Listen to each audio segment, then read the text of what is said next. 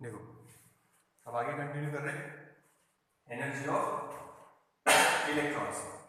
तो कल की इक्वेशन याद रखना खाली आर इज इक्वल्स टू आया रेडियस इन nth orbit epsilon 0 n square h square upon pi m e z e square, ठीक है। और वेलोसिटी का इन nth orbit e square z upon twice epsilon 0 n h।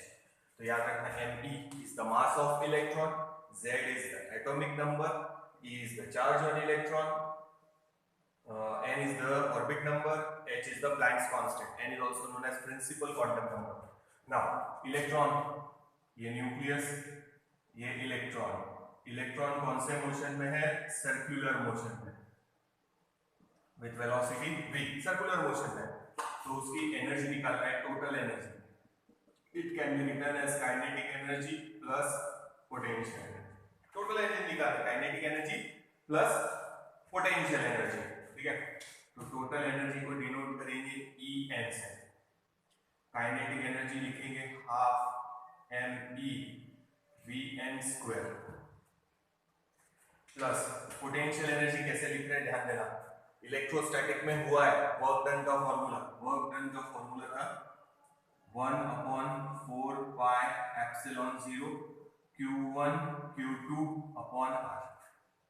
देख electrostatics में हुआ है, देख लेना एक बार वर्क डन का formula 1/4 pi epsilon 0 q1 q2 upon r। Note down कर लो, नहीं तो वो मिटा देंगे।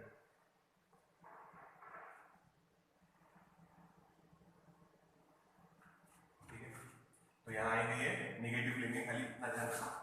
वो फॉर्मूला पर डिराइव किया है, अट्रैक्शन है, फोर्स, इसलिए नेगेटिव। तो माइनस 1/4 पाई एप्सिलॉन 0 q1 ये चार्ज z इंटू ई, ये इलेक्ट्रॉन, ये e, तो z इंटू ई और ये एक e अपॉन डिस्टेंस है r, रेडियस इन nth ऑर्बिट। इतना देख लो, और ये लर्न करने की जरूरत नहीं है, अपने मेथड से ही लिखा है। ये दो फॉर्मूले अपने सब्स्टिट्यूट करने हैं, वो याद रखो। इसके पहले डिराइव हो चुके हैं रेडियस का और वेलोसिटी का। ये वर्क डन का फॉर्मूला इलेक्ट्रोस्टैटिक्स में हुआ है, पोटेंशियल का भी हुआ है और वर्क डन, ठीक है। वही वर्क डन टाइम में कन्वर्ट हो गई पोटेंशियल एनर्जी। नेगेटिव इसलिए लिया है क्योंकि रिपल्सिव फोर्स है, सॉरी अट्रैक्टिव फोर्स है, दोनों अट्रैक्ट कर रहे हैं ना, अट्रैक्शन है इसलिए नेगेटिव।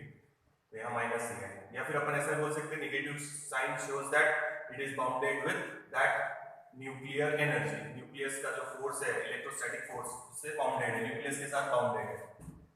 देखो तो ये याद रखो, ये वाला फॉर्मूला क्या लिखा है, एक चार्ज ये, एक चार्ज ये, अट्रैक्टिव फोर्स है इसलिए नेगेटिव, या बाउंडेड है बोल सकते हैं इसलिए नेगेटिव। दोनों में से एक चीज याद रखो।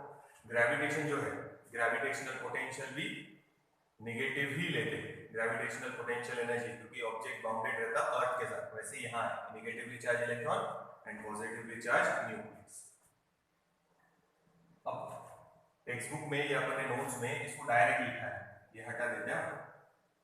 तो E इंटू ई ई स्क्वायर, यहाँ डायरेक्ट लिखा है Z इंटू ई स्क्वायर। और वो कैसे आया देख लेना, अभी बताया है, वो एक स्टेप कम कर दिया। अब अपने को सब्स्टिट्यूट करना है r की वैल्यू और v की वैल्यू। v की वैल्यू यहाँ सब्स्टिट्यूट करेंगे, r की वैल्यू यहाँ सब्स्टिट्यूट करेंगे। डायग्राम बेटा डायग्राम ड्रॉ करने की जरूरत नहीं है, पर बता दिया चार्ज ये और ये इलेक्ट्रॉन।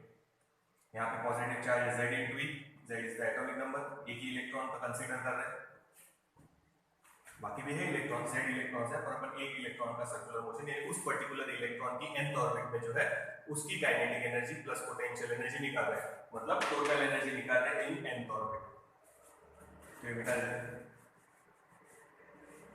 ठीक है, इक्वेशन लिख के देखना है डेरिवेशन एक बार। मैं हमेशा ही बोलता है डेरिवेशन जब तक आप लोग लिख के नहीं देखेंगे तब तक आप लोगों को समझ में नहीं आएगा कहाँ अटक। एक बार आप लोगों ने अच्छे से पूरा लिख लिया तो फिर लॉन्ग टर्म याद रहेगा, बाद में जब भी पढ़ने का काम पड़ेगा आप एक बार पढ़ लेंगे तो आपको ध्यान में आ जाएगा क्या है स्टेप्स, ठीक है। तो वैल्यू सब्स्टिट्यूट कर रहे, ध्यान देना। E n is equals to 1/2 m e, velocity की value z e square upon twice epsilon 0 n h, ये उसका स्क्वायर प्लस माइनस माइनस कर ही देते, चलो माइनस बाहर ही कर लेते, माइनस, हाँ दूसरा 1/4πε0 z² अपॉन में r है तो अपन मल्टीप्लिकेशन में लिख रहे हैं तो रिवर्स करके लिखेंगे पाई m e z² अपॉन में ε0 n² h²। देखिए तो यहाँ r की वैल्यू सब्स्टिट्यूट किया है तो रिवर्स करके लिख दिया, मल्टीप्लिकेशन में लिखा है तो यहाँ v की वैल्यू सब्स्टिट्यूट किया है, सिंपलीफाई करो, उसका जो स्क्वायर है वो करो, ठीक है, नोट डाउन करके जाओ। तो इट इज 2 × 2 तो ये स्क्वायर है, ये हो जाएगा 8 अपॉन में 8, ठीक है, m e एक ही है तो ये लिखिए m e z² e⁴ divided by ये 2² 4 to the 8 m e वैसे ये छोटा सा e है मास ऑफ इलेक्ट्रॉन, ये z² e⁴ कर दिया, ये तो हट गया, ये हो जाएगा ε0² n² h², ये माइनस लिख के देखना, सिंपल है, r और v की वैल्यू सब्स्टिट्यूट किया है और ये फॉर्मूला फिर से एक बार बता देता अपन ने कहां से लिखा है, work done electrostatics 1/4πε0 q1 q2 upon r, इससे लिखा है तो हुआ ये, लर्न करने की जरूरत नहीं है, ठीक है, ये हटा देते और अब ये भी हटा देते, दोनों वैल्यू सब्स्टिट्यूट हो चुके हैं अपने, क्या करने को दिख रहा है,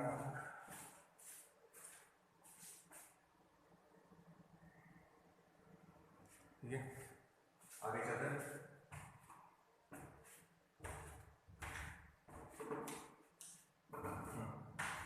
इसको अरेंज करो, ये 4 ही रहेगा तो अपॉन में 4 पाई ये और ये पाई कैंसल, ε0 ये n² ये h², ऊपर में बचेगा z × z z², तो पहले लिख लेते हैं m e z × z z² e² यानी e⁴, ये e² और ये e²। तो अगर ध्यान से देखेंगे इसको en can be written as, common जो निकल रहा है वो कॉमन निकाल लो, क्या कॉमन निकलेगा m e z² e⁴ ε0² n² h², m e z²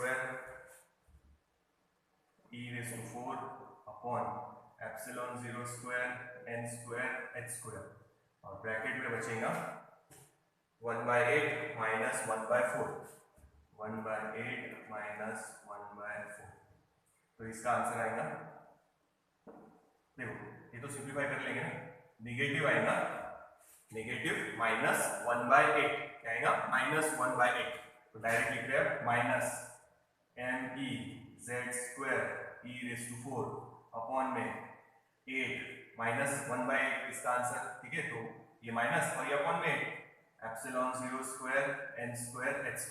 This is the equation for energy of an electron in nth orbit. m e mass of electron, z atomic number, e charge on electron, ε0 तो constant है, n orbit number, h is the Planck's constant. देखिए तो ये हो गया final answer आपका, simple है, सिर्फ बराबर देख लो एक बार।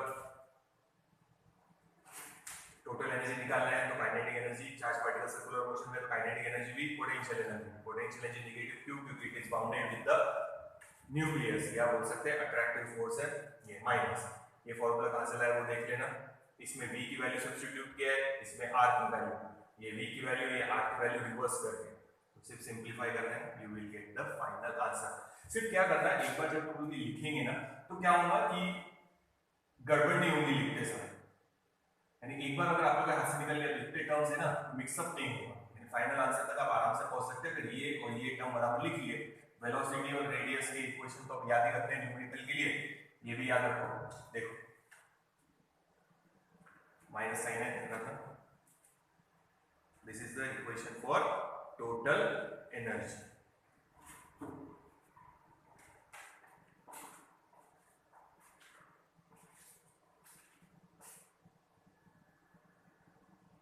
नोट डाउन करो, कुछ कंडीशंस बता देता फिर आगे चलेंगे। बेटा एक चीज थोड़ा सा नहीं है टेक्स्ट बुक में, फिर भी याद रखना, ये काइनेटिक एनर्जी के स्टेप्स है। देखो ये और ये, तो ये अब इतना हो गया ना, बस खत्म करो इसको। अब जो बोल रहा वो सिर्फ दिमाग में रखना है। तो अगर मैं ध्यान से देखूं तो ये मेरा काइनेटिक एनर्जी का इक्वेशन है और ये मेरा पोटेंशियल एनर्जी का इक्वेशन है। अभी तक अपन ने उनको सिंप्लीफाई नहीं किया है, यहाँ तक लाया है। काइनेटिक एनर्जी ये सिंप्लीफाई करके यहाँ तक पहुंचे, पोटेंशियल एनर्जी ये सिंप्लीफाई करते यहाँ तक पहुंचे। तो किसी ने काइनेटिक एनर्जी निकालने के लिए बोला तो ये निकालना, और पोटेंशियल एनर्जी निकालने के लिए बोला तो ये फॉर्मूला यूज करना, बट माइनस के साथ। ठीक है, तो देखो अगर ध्यान से देखेंगे तो ये इक्वेशन और ये इक्वेशन सेम है, सिर्फ साइन का फर्क है। ये पॉजिटिव है काइनेटिक एनर्जी और ये नेगेटिव है, और इसमें ये और ये माइनस सेम है पर ये डबल है इससे।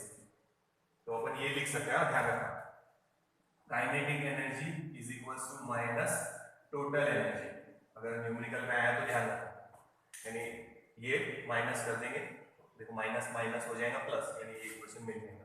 और पोटेंशियल एनर्जी निकालना है तो माइनस तो है उसमें, सिर्फ ट्वाइस ई एन कर देंगे, इसको 2 से मल्टीप्लाई करो, देखो ये आंसर मिल जाएगा माइनस साइन के साथ। तो याद रखना ये है काइनेटिक एनर्जी का इक्वेशन, ये है पोटेंशियल एनर्जी का इक्वेशन। न्यूमेरिकल में या फिर इन द ब्लैंक में आया इस यही है, ये इधर है सेम है। तो काइनेटिक एनर्जी और ये सेम है, सिर्फ माइनस का फर्क है। तो आप इस तरह लिख सकते हैं kinetic energy is equal to minus total energy. अगर ये निकाल लिया तो काइनेटिक एनर्जी ये इक्वेशन से डायरेक्ट निकाल सकते हैं। और पोटेंशियल एनर्जी देखो यहाँ 8 है यहाँ 4 है, तो ऐसा रिलेशन, तो इसको 2 से मल्टीप्लाई करो, माइनस यही आंसर मिलेगा। तो ये थोड़ा सा दिमाग में रखना, खाली टेक्स्ट बुक में नहीं है, न्यूमेरिकल में शायद आए तो ये इक्वेशन अपन यूज करेंगे, पर कॉम्पिटिटिव के लिए याद रखना काइनेटिक एनर्जी पोटेंशियल एनर्जी अपन अलग अलग भी निकाल सकते थे टेक्स्ट बुक में एक साथ में, इसलिए अपन एक साथ में निकाला है। पर ये याद रखो, this is the equation for kinetic energy and this is the equation for potential energy. ठीक है, तो ये थोड़ा सा नोट डाउन कर लेना, इसको आगे कंटिन्यू करते हैं, नोट डाउन कर लो एक बार अच्छे से।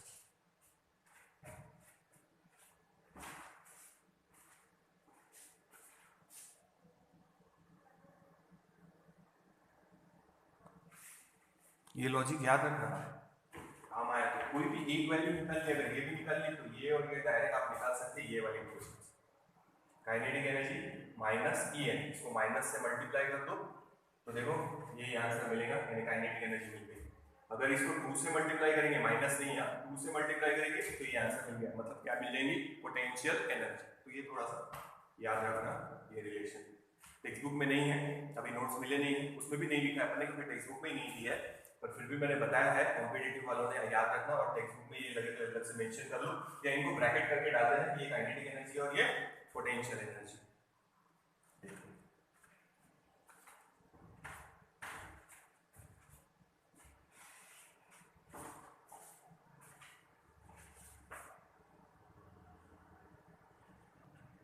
अब देखो एनर्जी का इक्वेशन क्या आया था, energy E n is equal to minus m e z square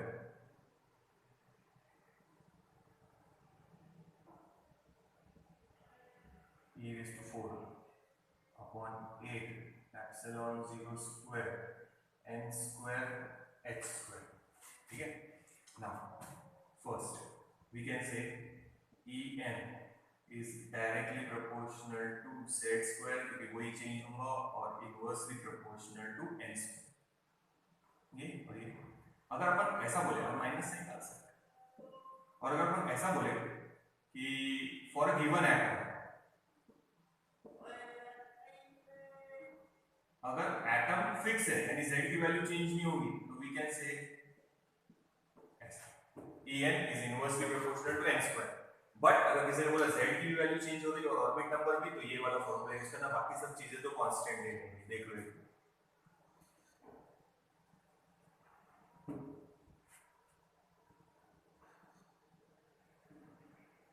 ठीक है, एक पॉइंट याद रखो नोट में।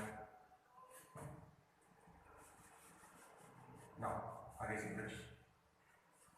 अब देखो E En, जैसे अभी बताया क्या चेंज हो रहा है z स्क्वायर और क्या चेंज होगा ऑर्बिट नंबर, ठीक है, बाकी वैल्यूज कांस्टेंट है। Ne मास ऑफ इलेक्ट्रॉन पता है, e⁴ 8 constant, epsilon 0 square constant, h square, z बदलेगा एंड एटॉमिक नंबर और नंबर ऑफ ऑर्बिट। तो अगर इसको सिंप्लीफाई करें तो उसका आंसर आएगा -13.6 इलेक्ट्रॉन वोल्ट में, टाइम निकलेगा इलेक्ट्रॉन वोल्ट में, ये याद रखना। तो इस जैसे सेपरेट कर लो, यहाँ ही बता देता me, ये minus e⁴ divided by 8 epsilon 0 square h square, बचा क्या है z square upon n square, ये सेपरेट कर। तो ये जो है इसमें सभी चीजें कांस्टेंट है, इसका आंसर आएगा -13.6। इसमें जब वैल्यू डालेंगे तो आंसर मिलेगा इलेक्ट्रॉन वोल्ट में। याद है ना electron volt, it is the energy gained by an electron when it is moved between two points having potential difference 1 volt. और कन्वर्जन भी बताया था, 1 electron volt is equals to 1.6 into 10⁻⁻19 joules. तो ये देख लेना एक बार।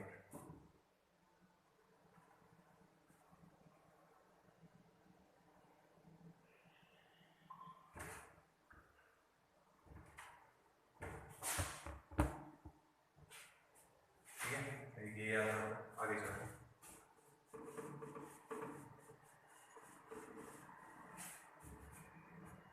अगर मान लो n की वैल्यू 1 डाल दें तो उस स्टेट को बोलेंगे ग्राउंड स्टेट।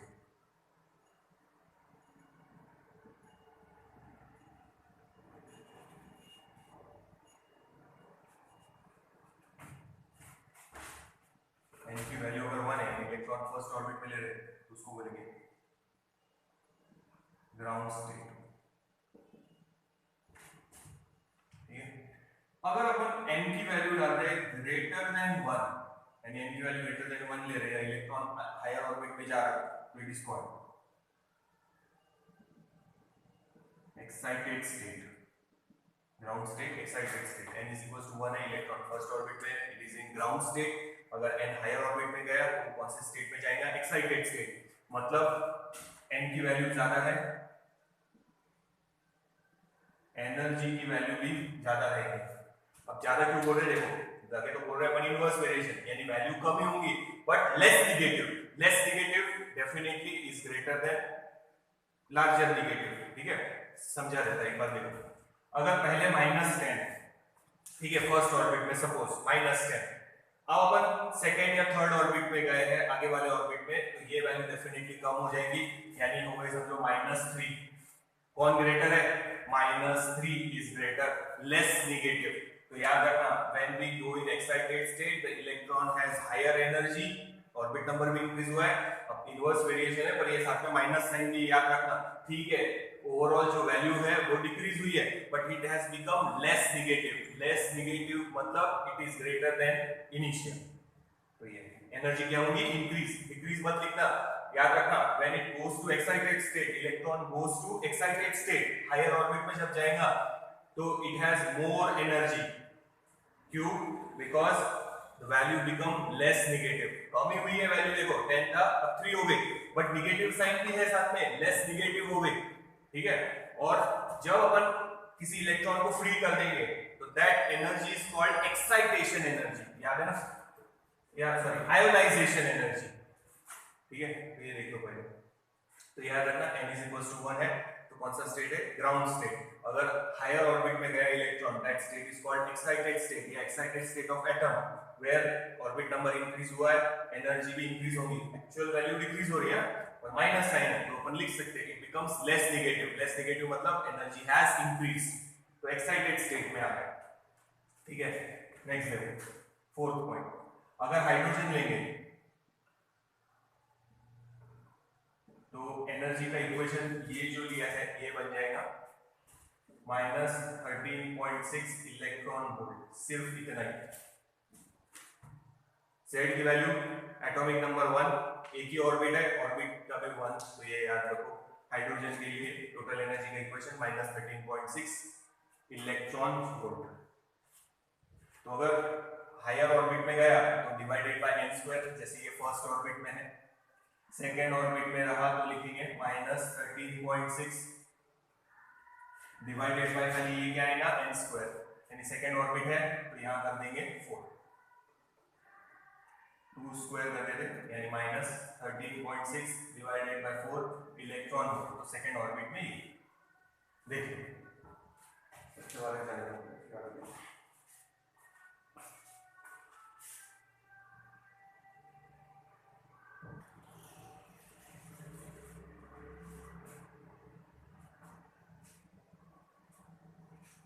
याद रखना first orbit ground state minimum energy,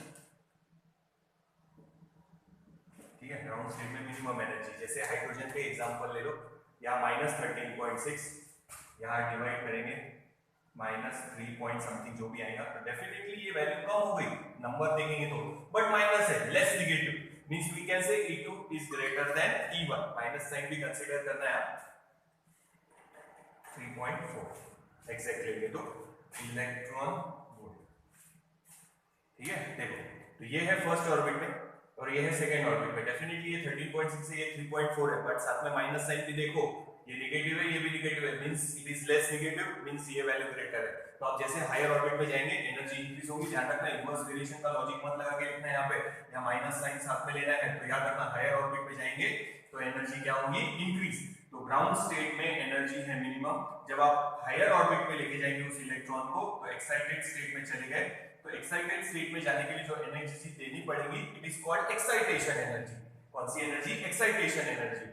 अगर मिनिमम हाइड्रोजन के लिए निकाले तो फर्स्ट ऑर्बिट में से सेकंड ऑर्बिट में जा रहा है, इन दोनों को माइनस कर दो, तो -3.4 माइनस ऑफ -13.6 तो 10.2 इलेक्ट्रॉन वोल्ट, ये मिनिमम एनर्जी आपको देनी पड़ेगी अगर आपको हाइड्रोजन में जो इलेक्ट्रॉन है ग्राउंड स्टेट में उसको एक्साइटेड स्टेट में अगर लेके जाना है। तो final energy minus initial energy, final minus initial, तो 10.2 इलेक्ट्रॉन वोल्ट ये मिनिमम एनर्जी आपको देनी पड़ेगी। देखो समझ में आ गया? तो याद रखना ग्राउंड स्टेट में है यानी फर्स्ट ऑर्बिट n = 1 ले रहे हैं, तो जो एनर्जी है it is called ground state energy and it is minimum. अगर आप हायर ऑर्बिट में लेके जाएंगे तो its state is known as excited state. याद रखना ऑर्बिट नंबर इंक्रीज हुआ है, एनर्जी भी फिर से समझा रहा, माइनस साइन पे ध्यान देना, एनर्जी इंक्रीज हो रही, इट बिकम्स लेस नेगेटिव, लगे तो ये भी लिखना साथ में, इट बिकम्स लेस नेगेटिव, ये ध्यान रखो। अब हाइड्रोजन के लिए ग्राउंड स्टेट एनर्जी ये है और second orbit, third orbit, fourth orbit कुछ भी हो सकता है, जस्ट अपने सेकंड का एग्जांपल लिखा, तो अगर इन दोनों को माइनस करो तो मिनिमम एक्साइटेशन एनर्जी जो लगेगी वो मिलेगी। एक्साइटेशन एनर्जी मतलब the energy required to take the electron to higher orbit, that energy is called excitation energy। अगर फ्री करना है तो उस हायर ऑर्बिट में नहीं ले जाना है, डायरेक्ट फ्री कर देना है, तो उसको बोलेंगे आयोनाइजेशन एनर्जी। कौन सी एनर्जी? आयोनाइजेशन एनर्जी, ठीक है। तो जैसे हाइड्रोजन के लिए ले लेते, आयोनाइजेशन एनर्जी आएगी 13.6 इलेक्ट्रॉन वोल्ट, ये क्योंकि nth ऑर्बिट यानी फ्री करना है, फाइनल बाहर छोड़ देना है उसको, तो आंसर आएगा 0। तो फाइनल जब फ्री हो गया तो बाइंडिंग एनर्जी कितनी हो गई? 0, जितनी एनर्जी से बाउंडेड था वो खत्म, 0 फ्री हो गया electron, 0 final minus initial positive, तो ये याद रखो। तो ये हाइड्रोजन की आयोनाइजेशन एनर्जी है, ये हाइड्रोजन की आयोनाइजेशन एनर्जी है, इसको प्लस कर दिए तो उतनी एनर्जी फर्स्ट ऑर्बिट में जो इलेक्ट्रॉन है उसको दे देंगे तो वो फ्री हो जाएगा। माइनस साइन याद रखना क्या बता रहा कि उतनी एनर्जी से वो इलेक्ट्रॉन बाउंडेड है, अगर आप उतनी एनर्जी उसको और दे देंगे तो वो फ्री हो जाएगा, ये 13.6।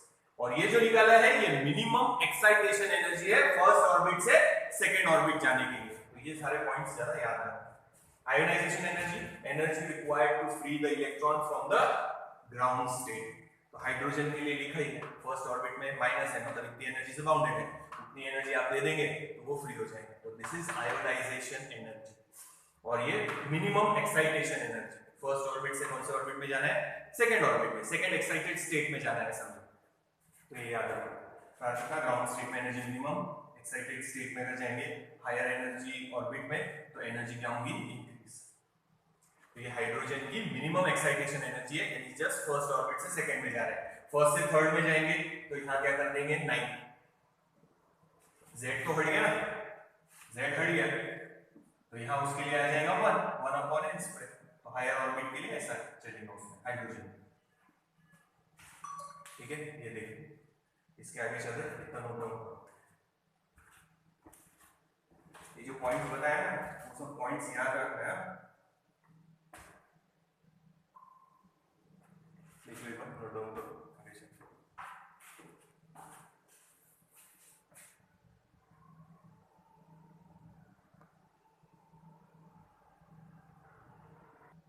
अब देखो, अब ले रहे वेव नंबर या origin of spectral lines, Lyman series, Balmer series, Paschen series, जो लाइन स्पेक्ट्रम मिलते हैं उसका एक्सप्लेनेशन दे रहे हैं कि कौन सा लाइन स्पेक्ट्रम कब मिलेगा और उसका इक्वेशन निकालेंगे। ठीक है, उससे पहले ये याद रखो, वेव की वेवलेंथ की डेफिनेशन हुई है, ये पॉइंट से ये पॉइंट तक, उसको अपन बोलेंगे वेवलेंथ, या अपन ऐसा बोल सकते हैं that is distance between two points having phase difference 2 pi is called wavelength.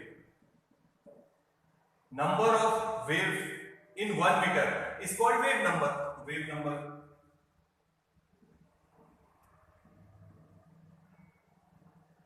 it can be denoted by mu bar. It is 1 upon lambda. So reciprocal of wavelength is called wave number. Wave number ये बताएगा कि 1 metre में कितने waves है, ध्यान रखना। ये समझा रहा, तो देख लो एक बार वापस से। वेवलेंथ की डेफिनेशन तो पहले वेव्स वाले चैप्टर में हो चुकी है, साउंड वेव्स में 11th में भी लिया था और वेव मोशन स्टेशनरी वेव में भी हुआ है। हाँ देखो, डिस्टेंस ले रहे हैं और नंबर ऑफ वेव्स ले रहे हैं। ठीक है ना, डिस्टेंस है लैम्डा, तो उसमें खाली कितनी वेव आएगी, एक। ये देखो डिस्टेंस लैम्डा, एक वेव। अगर डिस्टेंस लेंगे 1 मीटर तो जो नंबर ऑफ वेव्स आएंगे उसको बोलेंगे वेव नंबर। कोई बोल रहा number of waves in 1 metre, उसको बोलते हैं वेव नंबर, मतलब लॉजिक याद रखना। 1 मीटर में कितने वेव्स है, it is called wave number. ठीक है, तो उसका फॉर्मूला बना रहे हैं, इसकी डिनोटेड बाय न्यू बार। तो न्यू अपॉन 1, ये अपॉन ये लिया तो इधर आएगा 1 अपॉन लैम्डा। तो देखो ये 1 तो हटा देते, तो ये बन गया formula wave number. Number of waves in 1 metre is called wave number। तो डेफिनेशन लिखते समय यही लिखना, wave number is reciprocal of wavelength। But याद रखना कॉन्सेप्ट, वो ये बताएगा कि 1 मीटर में कितने वेव्स है। देखो डिस्टेंस अगर लैम्डा है तो उसमें एक वेव, अगर डिस्टेंस ले रहे 1 मीटर उसमें जो नंबर ऑफ वेव्स है it is called wave number, यानी number of waves in 1 metre. तो वेव नंबर का फॉर्मूला है। तो वेवलेंथ का रेसिप्रोकल निकाल रहे बोलो या सीधा सीधा बोलेंगे वेव नंबर। यूनिट याद रखें, मीटर इनवर्स। ठीक है, तो ये ध्यान रखो। तो आप डिराइव करें आगे।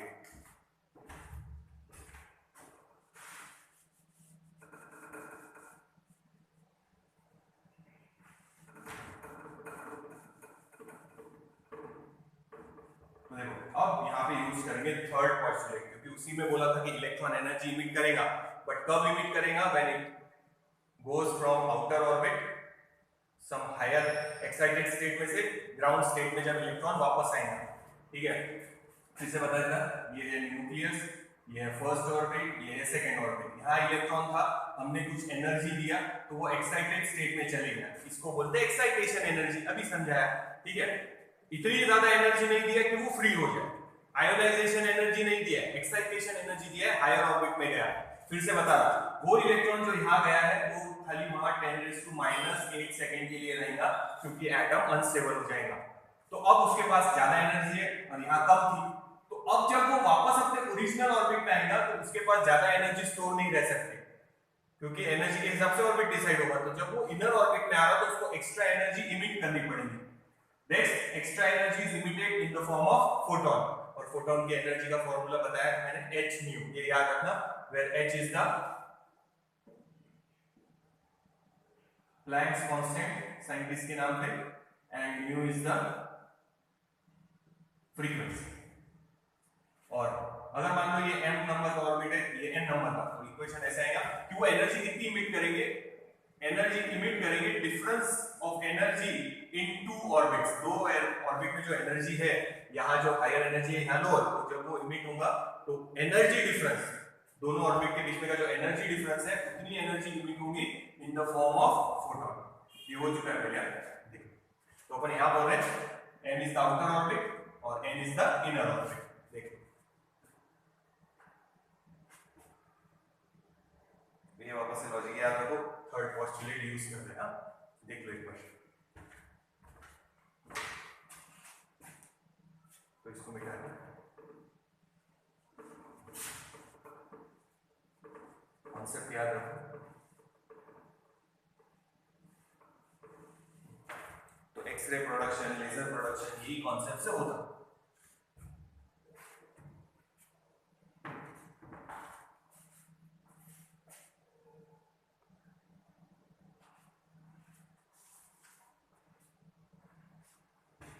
अब एनर्जी का इक्वेशन डालो यहाँ पे, तो एच न्यू इधर कर लेते, न्यू की जगह फिर से बताया ये वाला रिलेशन यूज करें, v is equals to n lambda, velocity frequency wavelength वाला रिलेशन, तो फ्रीक्वेंसी की जगह डाल रहे c upon wavelength is equals to energy का फॉर्मूला, एनर्जी का फॉर्मूला अगर के बाजू में लिख देता, E is equals to nth orbit के लिए minus m z square e raised to 4 upon 8 epsilon 0 square n square h square. तो ये इक्वेशन डायरेक्ट यहाँ डाल रहे हैं। हाँ, यहाँ m है और भी नंबर था n, तो m है तो m लिखेंगे खाली, देखो m e z square e raised to 4 upon 8 epsilon 0 square n square h square. ये मास ऑफ द इलेक्ट्रॉन नहीं है, टेक्स्ट बुक में कंफ्यूजन किया है, पुराने टेक्स्ट बुक में अच्छा था, वहां पे p और n सिंबल यूज किया था, तो यहाँ लिखा था p और यहाँ लिखा था n, बट टेक्स्ट बुक वाले हैं कुछ भी कर सकते हैं, तो अपने को लिखते समय वैसे लिखना पड़ेगा। तो याद रखना ये m मतलब मास नहीं है, ये m मतलब हायर ऑर्बिट है, फिर मास क्या है, ये me, this is the mass of electron, ये याद रखना। पुराने टेक्स्ट बुक में अच्छा था, उन्होंने ये ऐसे लिखा था, आवर आउटर ऑर्बिट p और इनर ऑर्बिट n, तो कंफ्यूजन ही नहीं था उसमें। पर क्या कर सकते हैं, टेक्स्ट बुक बनाने वाले होशियार है, तो उन्होंने जैसे बनाया वैसे लेना पड़ेगा। ठीक है, समझ में आया? तो ये याद रखो, ये मास नहीं है, ये ऑर्बिट नंबर है, और ये मास ऑफ इलेक्ट्रॉन है me, इट इज माइनस, फॉर्मूले का माइनस। ठीक है, फिर से अब nth ऑर्बिट के लिए है तो डायरेक्ट वो इक्वेशन लिख सकते हैं, ये हटा बेटा,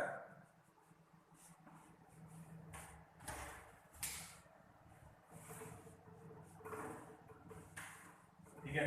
हाँ, करो substitute, minus m e mass of electron हो गया z square e raise to 4 upon 8 epsilon 0 square n square h square, minus ये फॉर्मूले का, और ये इक्वेशन में माइनस है, तो जो कॉमन है वो कॉमन निकाल लो, क्या कॉमन निकलेगा, m e z square e raise to 4 upon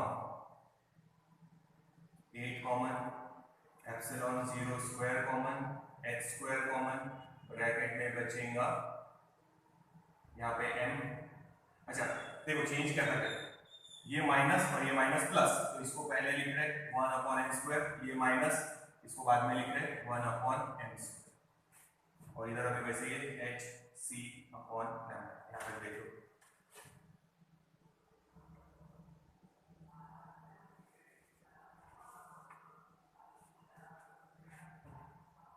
थोड़ा अरेंज कर देना है। वेव नंबर निकाला है, मतलब 1 अपॉन लैम्डा निकालना है, तो ये 1 अपॉन लैम्डा कर दिया, इट इज इक्वल्स टू क्या बचेगा, m e z square e raise to 4, m e z square e raise to 4 upon 8 epsilon 0 square, 8 epsilon 0 square h cube किया, क्योंकि ये h भी इधर आ जाएगा और c भी अपॉन में आ जाएगा, तो c 1 upon m square minus 1 upon n square minus 1 upon m square, ये याद रखना, ये रिलेशन कौन हायर ऑर्बिट है कौन लोअर, इक्वेशन है, तो ये हो गया वेव नंबर का answer 1 upon lambda, it is r, देखो r लिख रहे कांस्टेंट, रिवर्स कांस्टेंट, ठीक है, mass constant, z constant, e constant, 8 epsilon 0 h c सभी कांस्टेंट है, तो नया कांस्टेंट नाम दे दिया रिवर्स कांस्टेंट, ठीक है। तो z चेंज हो सकता है, इसलिए साथ में रखेंगे z स्क्वायर, ये छोड़ दो z एक बार, बाकी सब कांस्टेंट है, मास ऑफ इलेक्ट्रॉन ये और ये एटम चेंज हुआ तो z की वैल्यू चेंज होगी, तो we can write 1 upon n square minus 1 upon, तो r की वैल्यू है m e z नहीं लेना उसमें, e raise to 4 upon 8 epsilon 0 square h cube into c, ठीक है, और इसकी 1.097 इंटू 10⁻⁷, और 1/λ है तो इसका यूनिट लिखेंगे मीटर इनवर्स। फिर से ध्यान रखो, z चेंज हो सकता अगर एटम चेंज हो गया तो, बट अगर एटम चेंज हो भी गया तो क्या क्या कांस्टेंट रहेगा? मास of electron, charge on electron, 8 constant, epsilon 0 constant, h constant, c constant, तो ये सब कांस्टेंट अलग, z अलग, तो ये है RH भी लिख सकते हैं, r लिख सकते हैं। It is Rydberg constant, value याद रखना 1.097 into 10⁻⁷ मीटर इनवर्स। तो ये हो गया अपना final answer, wave number. Reciprocal of wavelength is called wave number. देखो न्यू बार से भी नोट करते हैं तो चलेगा, ये देखो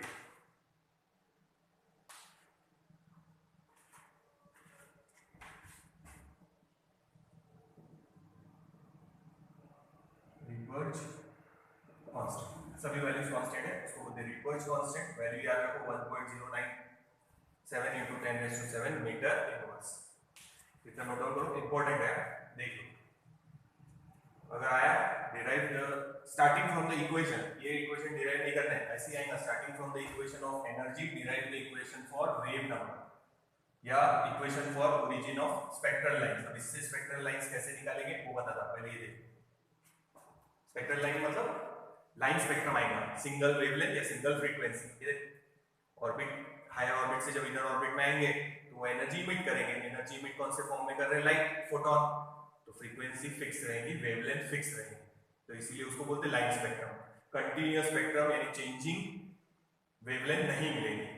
एक ऑर्बिट से अगर पर्टिकुलर एक ऑर्बिट में आ रहा है जैसे सेकंड टू फर्स्ट, तो फिक्स वेवलेंथ मिलेगी, इसलिए कितनी बार वो सेकंड टू फर्स्ट है फिक्स वेवलेंथ मिलेगी या फिक्स फ्रीक्वेंसी मिलेगी, तो that spectrum is called line spectrum. वो बनाते हैं, इतना नोट डाउन करो।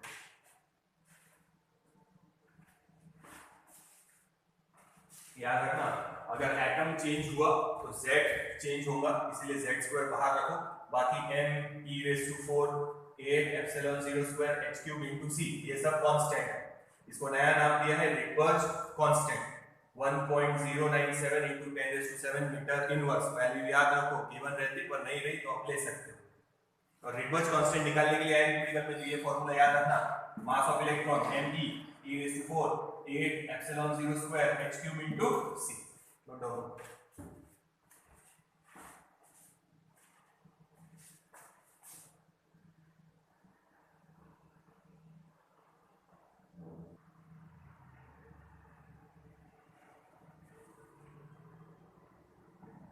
ठीक है, तो क्या करो आप लोग इतना देख के रखो, इसके बाद स्पेक्ट्रल लाइंस नेक्स्ट वीडियो में लेंगे, ठीक है। तो इसके आगे कंटिन्यू करेंगे, तो यहाँ तक पहले देख लो, क्योंकि कल यही इक्वेशन या ये इक्वेशन अपन वापस यूज करेंगे, तो मैं एक बार फिर से ये इक्वेशन बता के फिर आगे कंटिन्यू करूँगा स्पेक्ट्रल लाइंस का, ठीक है। हाइड्रोजन स्पेक्ट्रम है अपने को, हाइड्रोजन जो इमिट करता, याद रखना नील्स बोर ने जो दिया था वो हाइड्रोजन एटम के लिए दिया था खाली, बाकी एटम्स के लिए नहीं दिया था। अपन जो लिख रहे वो सभी एटम के लिए लिख रहे हैं, पर नील्स बोर ने हाइड्रोजन एटम के लिए दिए थे सारे पोस्टुलेट्स जो दिए थे, और हाइड्रोजन एटम का ही स्पेक्ट्रम अपन नेक्स्ट वीडियो में देखेंगे। तो यहाँ तक आप लोगों ने इक्वेशन एक बार अच्छे से देख लो, फिर आगे कंटिन्यू करें।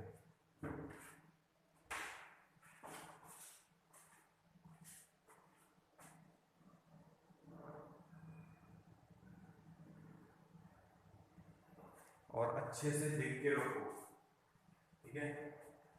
और ये इक्वेशन बहुत ज्यादा इंपॉर्टेंट है, बहुत बार एग्जाम में भी आया हुआ है हाइड्रोजन स्पेक्ट्रम के लिए या ये इक्वेशन डिराइव करने के लिए। इसमें ये चैप्टर में डेरिवेशन ज्यादा है। देखो सबसे पहले रेडियस वाला था, ठीक है, रेडियस वाला लर्न करना, सब लिख के बताएगा। ये सारे इक्वेशन लर्न होने चाहिए, लर्न करने ही पड़ेंगे वो।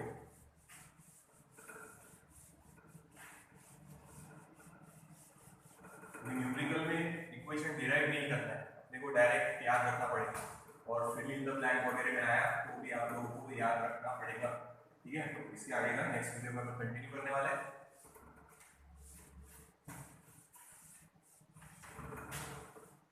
ये सारी इक्वेशन एक बार देख लेना। सबसे पहले रेडियस का क्या आंसर आया था,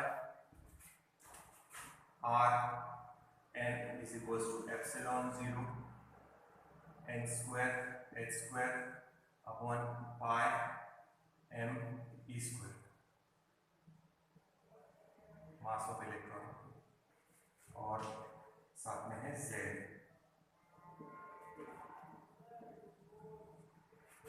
वेलोसिटी का e square z upon twice epsilon 0 n h, ये था वेलोसिटी, ठीक है। रेडियस का epsilon 0 n square h square upon pi m z e square, z e square upon twice epsilon 0 n h।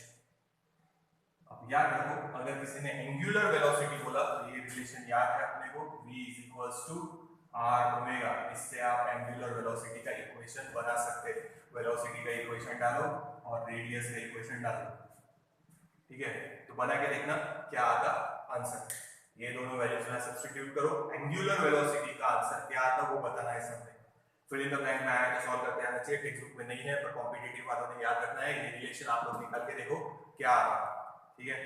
तो कल मैं डायरेक्ट बता दूंगा आंसर, फिर से देख लेंगे एक बार, ठीक है। ये ड्रॉ कर, ये सिंपलीफाई करना, फर्स्ट सेकंड ये तुम लोग निकालना, थर्ड फोर्थ देखो। नाउ एनर्जी का आंसर निकाला अपन ने, En is equals to minus me mass of electron z square e raised to 4 upon 8 epsilon 0 square n square h square।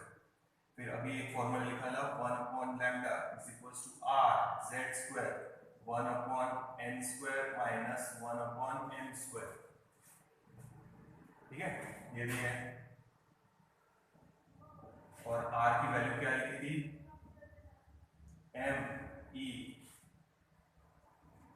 mass of electron e raised to 4 upon 8 epsilon 0 square h cube into c, ये r की value, Rydberg constant. तो ये सब देख के रखना। अच्छा, वो जो काइनेटिक एनर्जी पोटेंशियल एनर्जी का बताया वो भी देख के रखना। इसका आंसर आप लोगों ने निकालना, v की वैल्यू सब्स्टिट्यूट करो ये, r की वैल्यू सब्स्टिट्यूट करो ये, और ओमेगा निकालो, ठीक है। करके देखो, चलो नेक्स्ट वीडियो में आएगा कंटिन्यू।